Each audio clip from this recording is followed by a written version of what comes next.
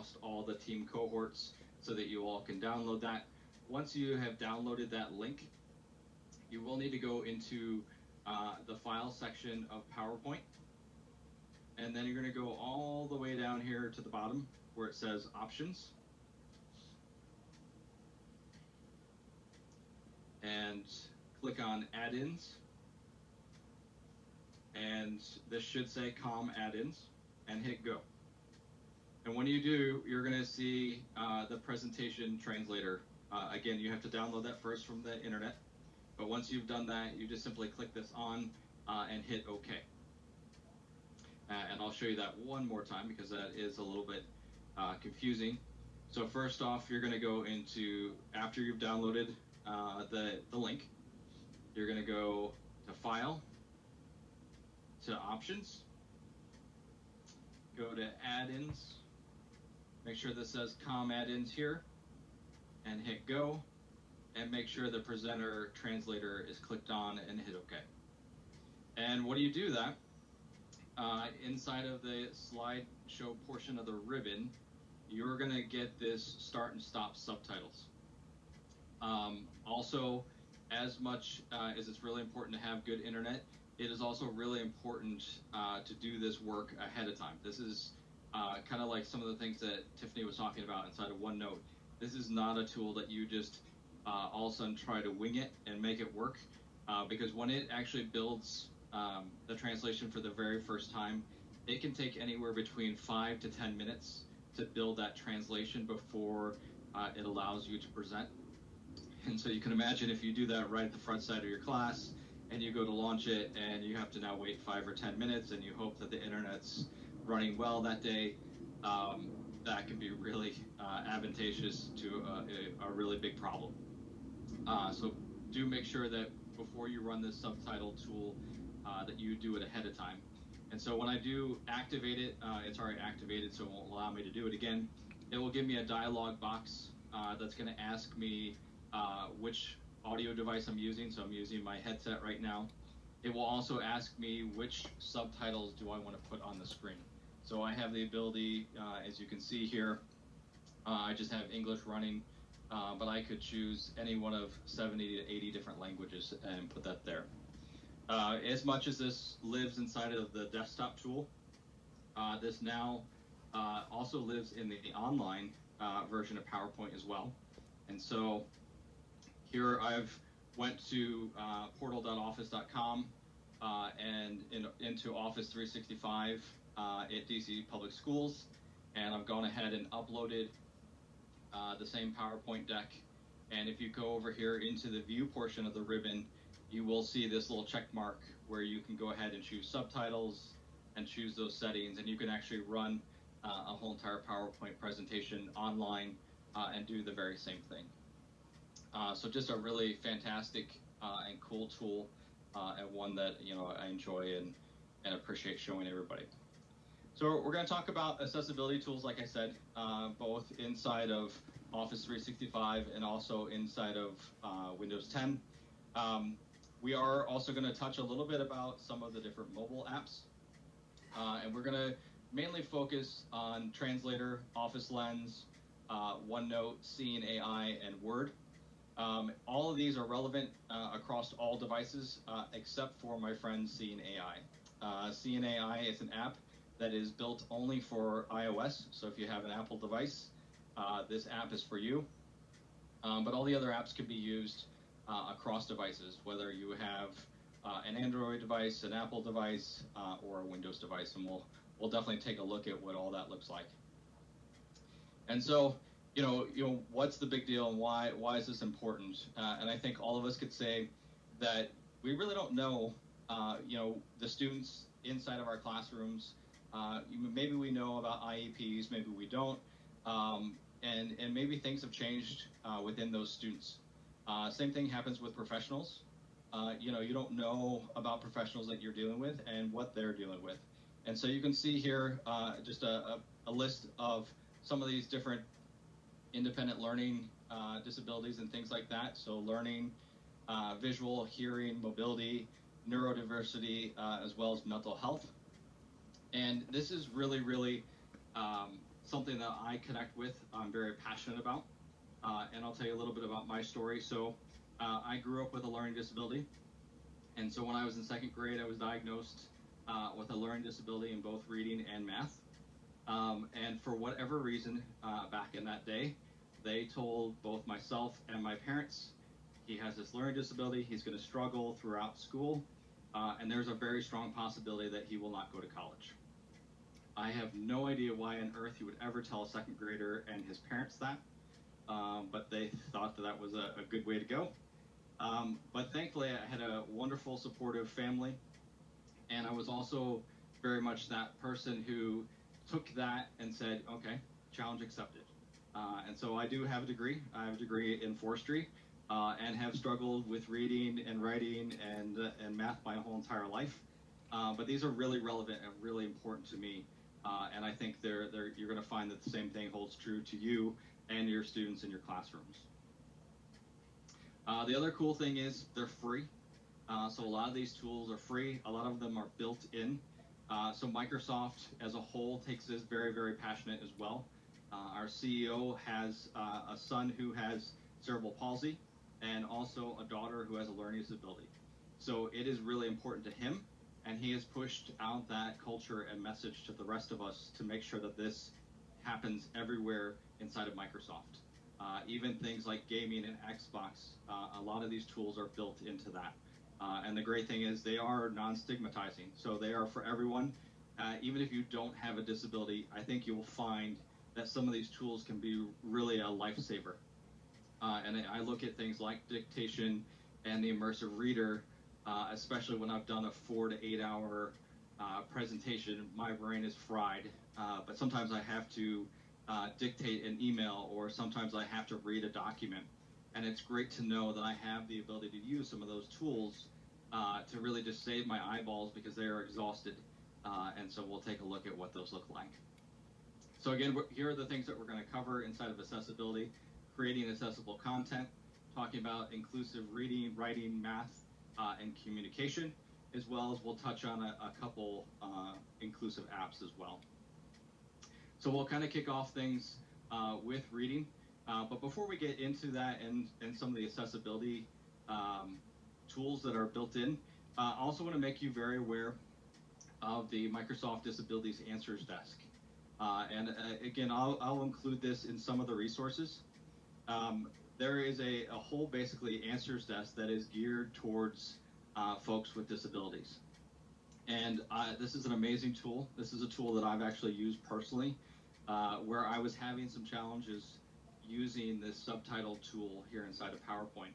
And so I communicated out to the answers desk, the Disabilities Answers Desk, and said, hey, I'm having some really big issues. I can get it to work, but sometimes it's kind of flaky and it's just not working correctly. And I knew that there was just something wrong that I was doing wrong as a user. And they said, well, hold on a second. And so they put me on hold. And lo and behold, they connected me to one of the engineers who made the tool. And, amazing to have access to that person who had a very intimate knowledge of this tool and was able to help me through the process. And so it's just, again, an amazing resource, and I'll definitely share this out with you all so that you have access to that information as well and can share it to your educators and your students as well. So creating accessible content. I think if you've been in education for a while, you've got a lot of content that's built. And, I can imagine too, you're like, all right, well, that's great. I want it to be accessible, but I have so much content created, it would take me months and years to go ahead and make it all accessible. Is there an easier way to do that? And thankfully there is. And that tool is called the Accessibility Checker. It is actually built into the Office suite. So whether you're using Word, whether you're using Excel, OneNote, PowerPoint, you can use the Accessibility Checker, and it will check for these different things. So things like alternate text, reading order, slide titles, headings, text contrast, and the like. So I will show you here, again, real briefly what it looks like inside of PowerPoint. So there are two places that you can find the Accessibility Checker. The first is by going to File, and then going here into Info. This is kind of the long way around. And if you come down here to check for issues, you'll see the check for accessibility. The easier and faster place to find it is if you go into review and review in any of the applications up in the ribbon and click on the check for accessibility. It's going to open this check for accessibility, and you can see that it's gone ahead and looked at my whole entire deck and found that I'm missing a lot of alternate text, which is probably not a good thing in regards to an accessibility deck. But it will also, down here in the additional information, give me some suggestions on how to go ahead and correct for that. So if I choose the alternate text here, it's going to show me where it's missing. I can click on additional information, and it'll show me exactly how to fix that. And so you see on my very beginning slide that there is a picture of what looks like a man who's presenting in front of an audience, and there's no alternate text. So when a screen reader gets to that picture, it's just going to say image intro slide number 1.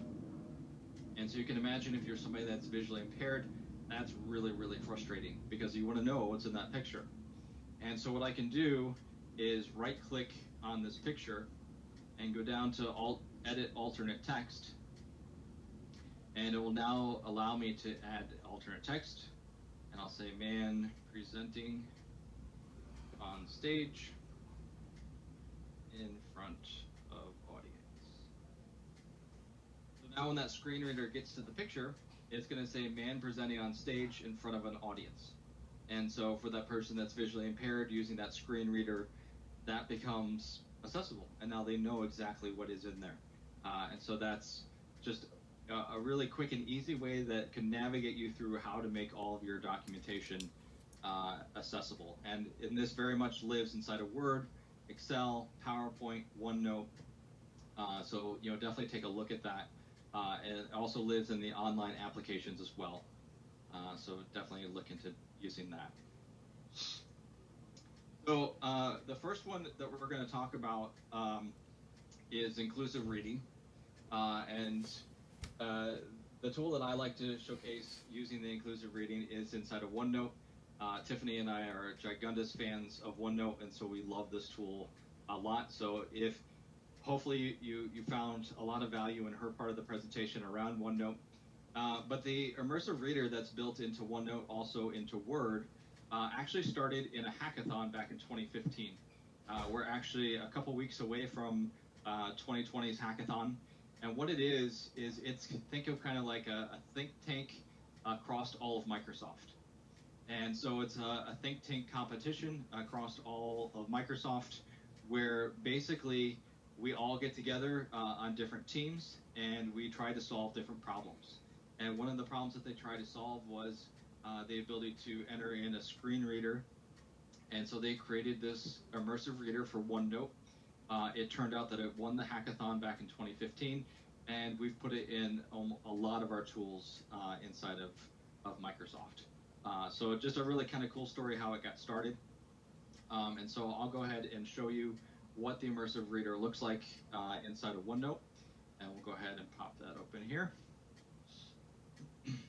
So I'm going to go ahead and just use OneNote Online, but you can very much also use the other versions of OneNote to use this as well. But I'll just stick with OneNote Online, and we'll wait for that to populate with the gerbils here.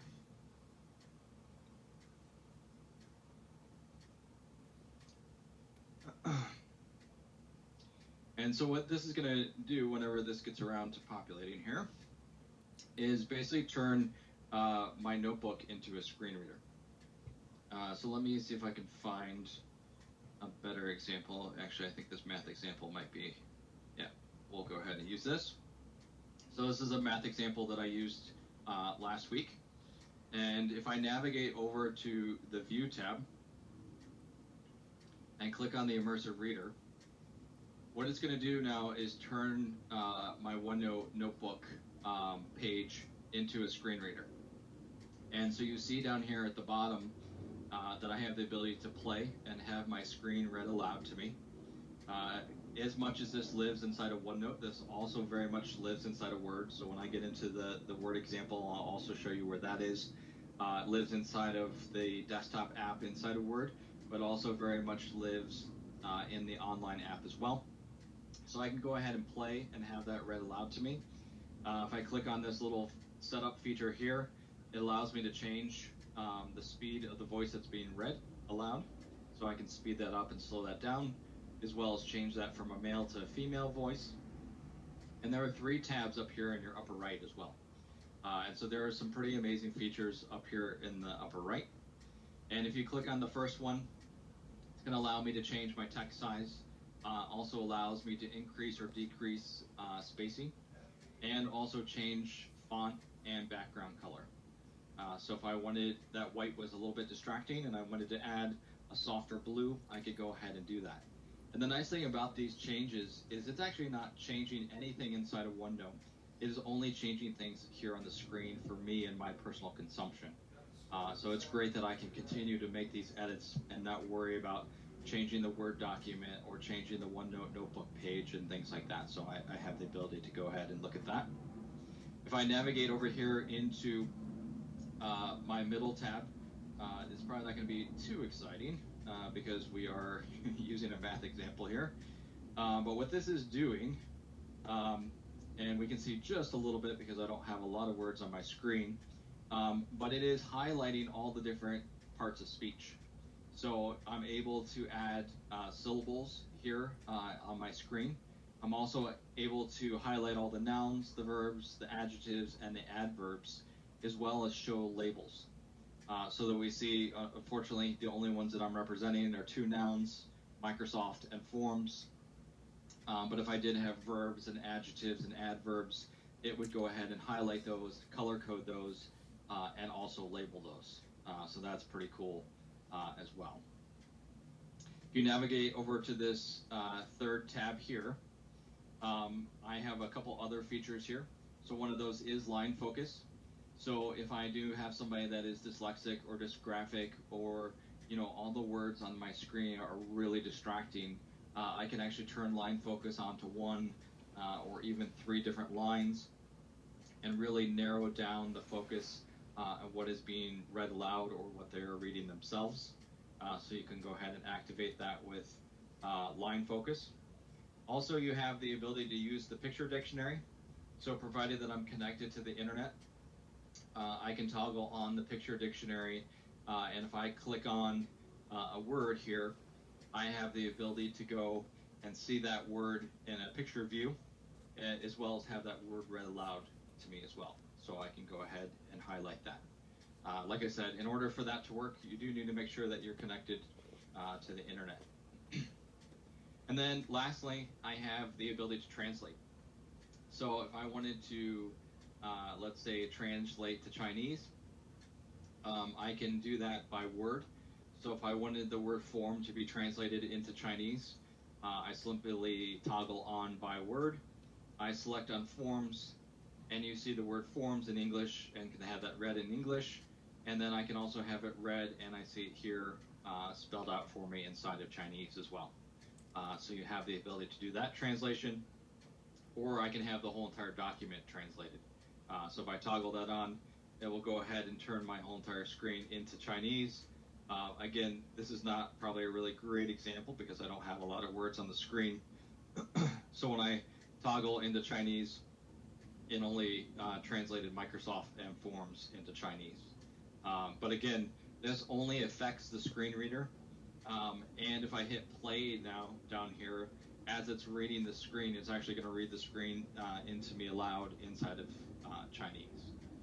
So that's just a really great and cool tool. I love the Immersive Reader. It is an amazing tool, and I think it has many, many different applications that can be a great help. So that's the Immersive Reader, and a bit about that tool. Also, one of the other tools, and I know that Tiffany also touched on this, is the ability to dictate. And so you very much have that same ability to dictate, and you can see that I can choose which language I'm going to dictate in. So if I'm speaking Spanish or I'm speaking Chinese, I can choose those, and so that way dictation can make sure that it gets my language correct as it goes ahead and dictates that. So we'll talk a little bit more about OneNote, but really those are just some of the amazing tools that we have around reading and being able to make that reading accessible and the like. Excuse me. So we'll also want to show you too, and I know I've kind of hinted around it a little bit. A lot of these tools are available across what we call multi-platforms, but are also available across not only our desktop apps that are installed on your device, whether that's a Mac device or PC, but also very much in our online applications as well. And so you can see things like the ability to have things read aloud and have line highlighting lives inside of OneNote, both online and the desktop, as well as the mobile app on my device.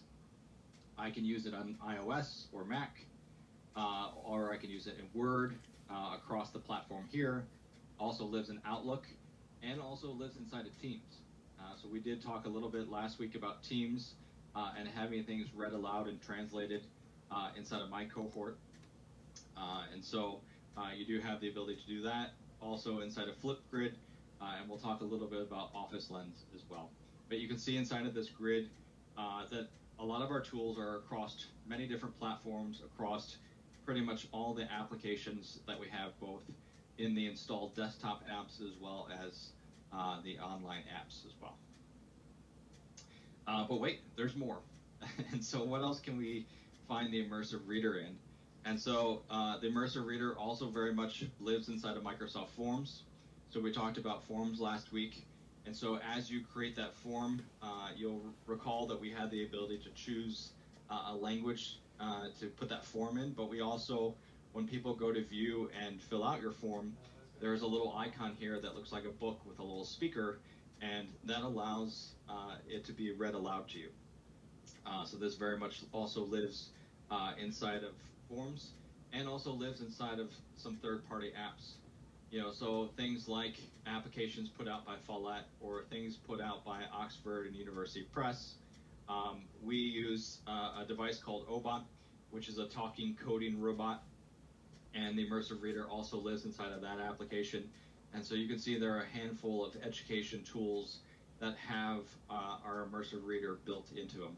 And so that's wonderful that we have access to all those different applications as well as the Immersive Reader. So the next, again, very near and dear to my heart, is the inclusive math, and really taking a look at, you know, some of the math challenges. You know, like I said, I very much lived in this space my whole entire life, and struggled just like everybody else, but even worse inside of math. And if we have a really fantastic tool, one that I did show my cohort last week inside of OneNote, but I do want to show you all again. And so we're back here in OneNote, and I'm going to go ahead and just start a new page so we can make things a little clearer.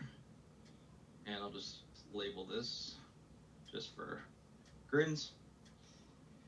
And so there's a couple ways that you can use the math tool. Either I can go ahead and type out my math equation. So let's go ahead and do that. And there's a simple math, algebraic math equation. Or I'm pretty spoiled to have a device that has the ability to write on my screen. So if I wanted to go ahead and write this out, I can very much do that same thing, which I'm a huge proponent of my pen. And anytime that I can use my pen, I'm all on board. So you've got your two math equations here and your two methods to write those out. And to use the math tool inside of OneNote online, but also very much inside of the Windows 10 version of OneNote. First, you need to select your math. So I choose this select feature here, and it's going to allow me to highlight my math, and it's probably not going to catch it all at first. So let's do that again. And so I've gone ahead and highlighted it. I'm in the draw portion of my ribbon. and you'll see math. And so if I go ahead and select math, hopefully yep, they did a great job. So the gerbils were able to read my handwriting, which is awesome. And I can come down here now and select the action that I want to do. And so I've got a couple features here. I can either solve for X, I can also graph for X in both sides, or I can graph just in 2D. But I'm going to just choose to solve for X. And it goes ahead and solves my math equation for me and solves for X. But what it will also do as well is it will also go and show me those steps. So if I want to see the steps inside of solving a linear equation, it will go ahead and show me, again, you'll see the immersive reader right here. It will go ahead and show me all these steps. And so you can imagine somebody who has struggled with a math or learning disability, this would have been a fantastic tool to have had in school. Whereas I'm working through my math equations, I could work backwards. I could have OneNote help me solve my equation and help me work backwards to make sure that I got the right answer. And so this is just, again, a very amazing tool. One of the other things that this will do, and I'll show you here this in a second, I can also generate a quiz from this. So if you wanted to build, you're a math teacher and you wanted to build a math quiz, and these are some of the equations that you wanted to build into that quiz, OneNote will actually build that quiz for me, and I can actually share that out with my students. As a parent of a 10-year-old and a 12-year-old, I could share it with them. And even as a parent, this is a great, great tool because it's been a hot second since I've done algebra. And so when I have to help my two daughters with their math, this is a tool that I can turn to. This is a tool I can help them use. And so this is really fantastic. So again, to get this to work, I do want to show you because a lot of times, sometimes I zip through things and it's a little bit confusing how I got here. You can either type it out or you can go ahead and dictate it on your screen with your pen or with your finger. And you do need to select with the marquee selection tool here. And under the draw portion of the ribbon, both in the desktop app and online, you'll see the math button. And so once I've either selected this equation here or selected the equation down here, it doesn't matter. It will go ahead and allow me to solve for X. I can also bring in the solution and how it figured that all out and see all the different steps to do that. Like I said, it will also allow me to create a practice quiz, which is very, very cool. And so if I click on this generate a practice quiz, it's going to go ahead and generate this practice quiz inside of Microsoft Forms. And so I'm going to go ahead and sign in and do that. And ask me how many questions. I'm just going to simply choose the default for 3, hit generate, and it's going to create that Microsoft form with the math equation as well as a quiz. It already knows the answer, so I don't even have to tell it what the answers are, and I can now share this quiz out with my students and have this graded for me. So you can imagine this is a pretty awesome tool, especially if you're a math teacher. Or even for your parents, and how they can work with their students inside of math. So that's the math tool here inside of OneNote. Again, a very, very helpful and wonderful tool inside of OneNote. So we've talked a bit about math. Now let's talk a little bit about inclusive writing. And so this is this is also one of those other fun places in life where I struggle a bit with, but am amazed at some of the really wonderful and fantastic tools that have now been built inside of the Office suite. And one of those tools is even as simple as spell checker. So if you remember how spell checker used to be and you've used spell checker inside of Word or PowerPoint or even Excel, and OneNote, you'll find that it's changed. It doesn't just give me now the spelling, it will also give me a definition and have those things read aloud to me. And you can imagine that if you are somebody who is a new and upcoming reader or somebody who struggles with reading, that becomes really, really important. And so take the word principal. And, do you want the word principal? Do you want principal? Do you want principals? You may or may not know, A, how to spell that, B, exactly what word you're looking for. And so the new spell checker gives you not just the spelling here on the screen, but also gives you examples of definitions. And if I click on this little arrow, it'll actually read it aloud to me. And again, you have that kind of immersive reader feature inside of that. And that very much lives inside of all the Office platform. But there are also some pretty other wonderful tools that are also in there. And so we're going to go ahead and open a document in Word Online. Just like everything else we've talked about so far this morning, these tools also very much live in the desktop app. So they are also very much in there inside of the desktop app as well. But I'm using Word Online for my example this morning.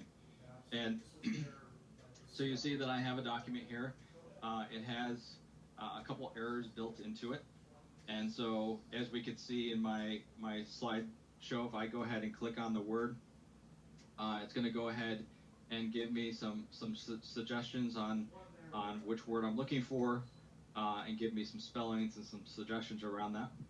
But one of the recent tools that has been pretty awesome, and something that I've used and I'm very excited and hoping and praying that this comes to Outlook as well, so that it can help me write some of my emails, is the Microsoft Editor. And so Microsoft Editor lives here online, but also lives in the desktop app of Word. And so think of Editor kind of like if I were to mix spell check and something like Grammarly and mash them together. And that's exactly what this is. So what this is going to do is basically go through my document, find all my spelling errors, also find my grammar errors, as well as have I listed any acronyms? Are there any sentences here that maybe aren't so clear? Am I concise? Maybe I've got some formality. Maybe I've used things like you guys and some inclusiveness that's not correct.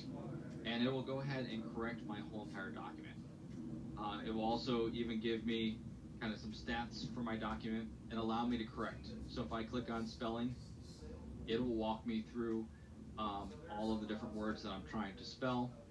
And if I click here into grammar, it will give me the correct grammar. So maybe rather than using effect, I've actually meant affect, and I can make sure that I'm using the correct grammar. So this is a very, very awesome tool.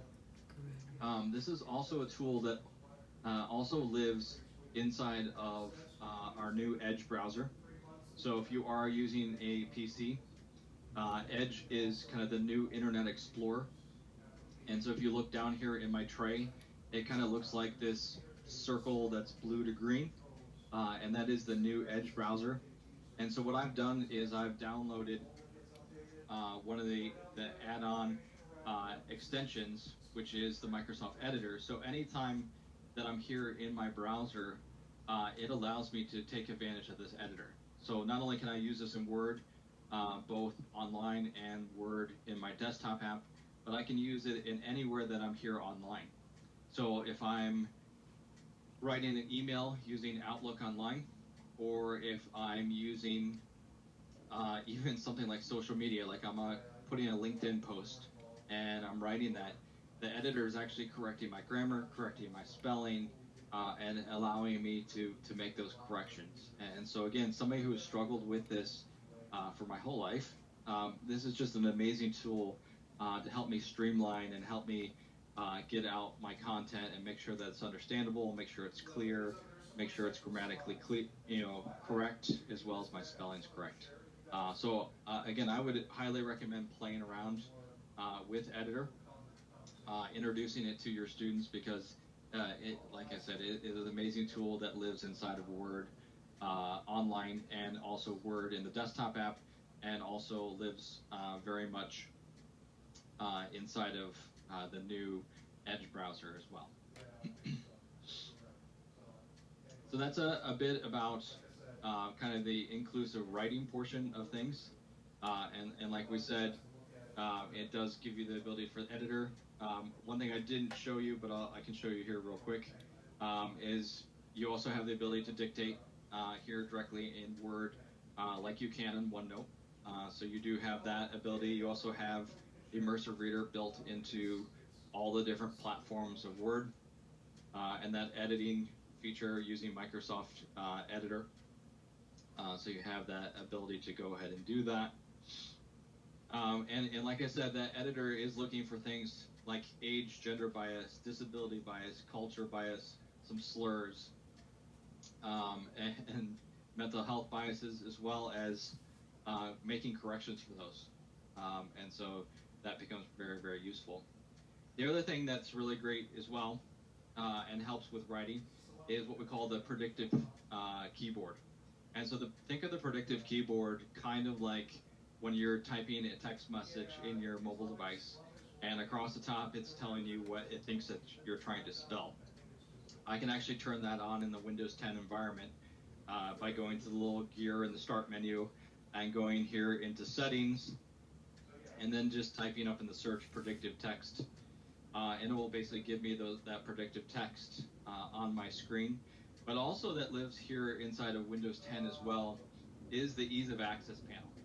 And so if you were looking for some of the different disability ease of access tools, they live here in Windows 10 as well.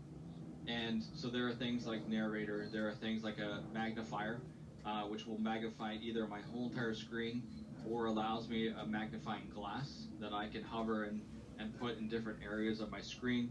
I can also change contrast, change some of my sound settings from stereo to mono, and just a ton of different features that are built here under the hood of Windows 10. So again, I would highly recommend that you check those out and that you continue to learn more, because we're always continuing to update those and make those available to you all. So definitely check those out. So we've talked about reading, writing, and math. Now let's talk a little bit about inclusive communication. And so one of the things that we'll start off with is in PowerPoint, and it is a rehearsal coach. And so this is actually a really cool tool. It's actually called Presenter Coach. It is available in the online version of PowerPoint only. So if we do go into PowerPoint Online, and we come in here into my PowerPoint deck, and you go here into View, you're going to see the Rehearsal Coach. And what this tool does is basically walks me through my presentation and coaches me through that. And so it's going to look for things like sensitive phrases, and it's going to be listening and recording as I'm giving my presentation. It's also going to look for fillers like and which is really you'll find you'll hate the results of that, because a lot of us use those. But also looking at narration as well. So are you reading everything that's just here on my screen and in my speaker notes, or are you adding context? And so it'll actually compare both of those to your presentation and how you're giving your presentation. It'll also look at your pace. So did I drink way too much coffee this morning, and am I zipping just way too fast in my presentation, or did I have a late night last night and I'm talking way too slow? It will give me an idea of what my pace looks like and if it's on par. And then after my presentation, it will give me some statistics on how I did. So it'll tell me how much time I spent to give my presentation, how many slides I had, was my narration good? But it looks like slide 3 and 4, I don't know so well, and I might have just read everything that was on the screen rather than adding some context. You can see it didn't give me any pace, but it will give me that pace and what my pace looked like, your average pace over time across the presentation. Am I good with my pace from all the different slides? It'll also give me those inevitable fillers, basically, and those sensitive phrases. Did I use the words like you guys?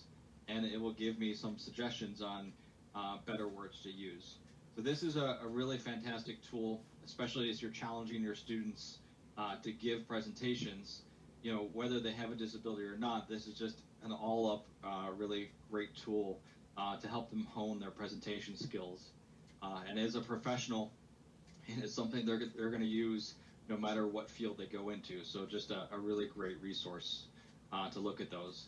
And like I said, that tool is online, but there's also the PowerPoint captions that we showed at the very beginning of the presentation that also lives in the desktop app and the online and across Mac devices as well. And the ability to translate into multiple languages inside those captions, but also inside of Teams. So we did talk a little bit about Teams meetings, and inside of Teams meetings, you do have the ability to activate on-screen subtitles. And so when you're in a Teams meeting, if you go to the ellipses and click on subtitles, it will go ahead and add those subtitles to your meeting. So if you have somebody in your classroom or on your presentation that maybe is hearing impaired, they can go ahead and activate those subtitles and have everything that you're presenting subtitled for them automatically. And so it's just a great tool inside of Teams that they can go ahead and use. And we've talked a little bit about translation and how that lives inside of Office 365 across all the different apps, across the subtitling here inside of PowerPoint. But translation also very much lives on mobile devices. And so here you're looking at an Apple device that is running Microsoft Translate. And you can actually use Microsoft Translate as an independent app. And this is a really fantastic tool when I'm working either one-on-one or in a presentation. And you can see here are two people meeting. And so you can imagine if I'm working with a student's parents and maybe English is not their first language, I can enter into a conversation using either just one device here that you can see on the table, or even multiple devices, and kind of enter in to this translation communication back and forth that maybe I speak Spanish and the student's parent that I'm working with, English is their first language, and we can either use one mobile device or two mobile devices. And if we had headsets, I can speak in Spanish, he or she could hear in English, and we could communicate back and forth that way. So the Microsoft Translator app on your mobile device is a really fantastic tool that can be either used independently with one device or even across multiple devices. And you can use it to translate text, you can use it to speak and translate. You also can use it to capture pictures and translate those as well. And so I've used this a couple times where I've had documents that were maybe in Spanish or they were in Russian or whatever language they were in, and I can turn on the camera feature, take my mobile device, hover over that document. I can either take a picture or just hover, and it will go ahead and translate it on my screen. So I would really highly recommend on your mobile devices to use Microsoft Translate. It too has that AI in the background that's continually to evolve translations. And so one of the questions I'm always asked is, how good is the translation? It is good and getting better all the time with that AI. So it just, again, a really great resource that I would encourage you all to download and go ahead and use. And so, like I said, you can download it on your mobile device, but you also can go to Microsoft Translator online as well. So maybe you're using a Chromebook or a device that only has web access. It also has that web access version as well. And so it's a really great tool that way. So we've talked through a lot of our different tools and things like that that are built into Office. But now let's talk about some of the different applications as well.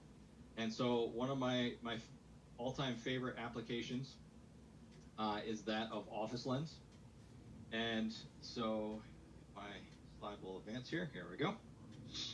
So what Office Lens allows me to do, and I know I had some folks in my cohort last week ask me, hey, I've got some things in my physical world that I want to bring into my digital world. Is there a really easy way to do that? And this is your tool. So think of this kind of like a portable or mobile scanner / copier. And what this allows me to do is to take a picture of a document, to take a picture of a whiteboard, or to take a picture of a business card. And so this is a tool that I use a lot, and we'll talk a little bit about this more when we talk about tools towards the end of today. But you can go to your Android Play Store, or you can go to your Apple App Store and download Office Lens and log in with your Office 365 account. And what this allows me to do is to take pictures of documents and upload them into OneNote, into PowerPoint, to PDFs, to Word documents, and the like. And so I have the ability to go ahead, take that picture, and upload that.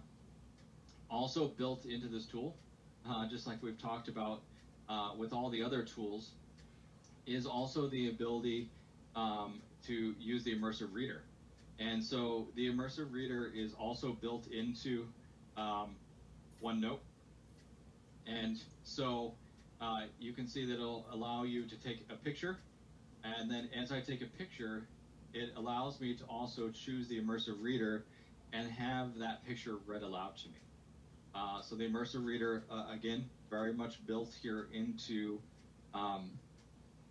Office Lens. And so just, again, a really, really cool tool, one that we'll touch a little more on at the end of today.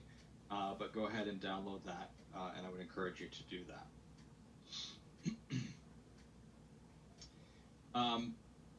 Also, oops, my presentation bounced around here.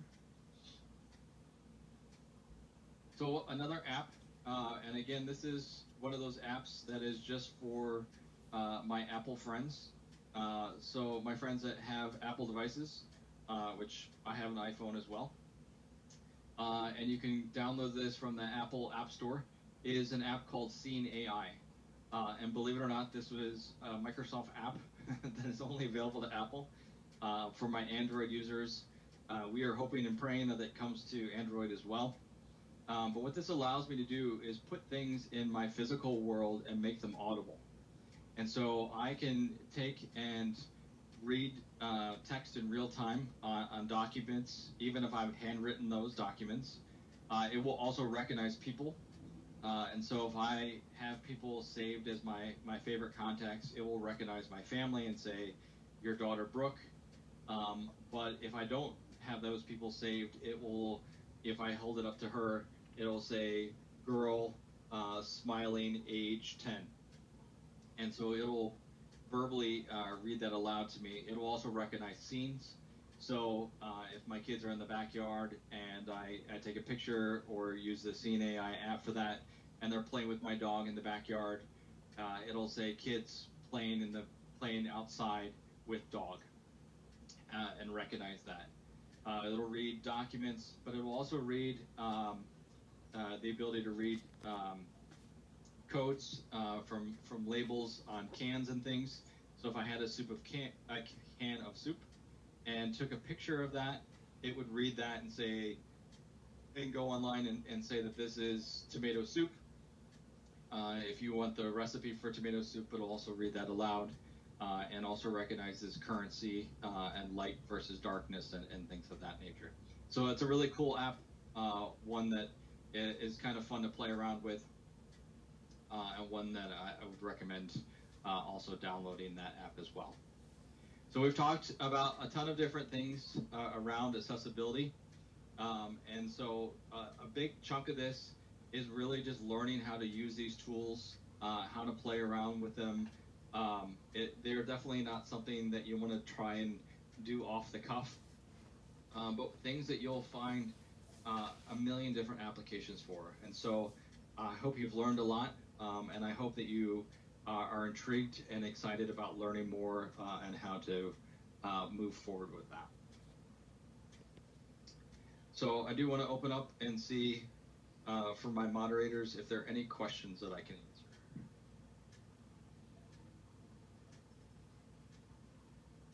Nick, this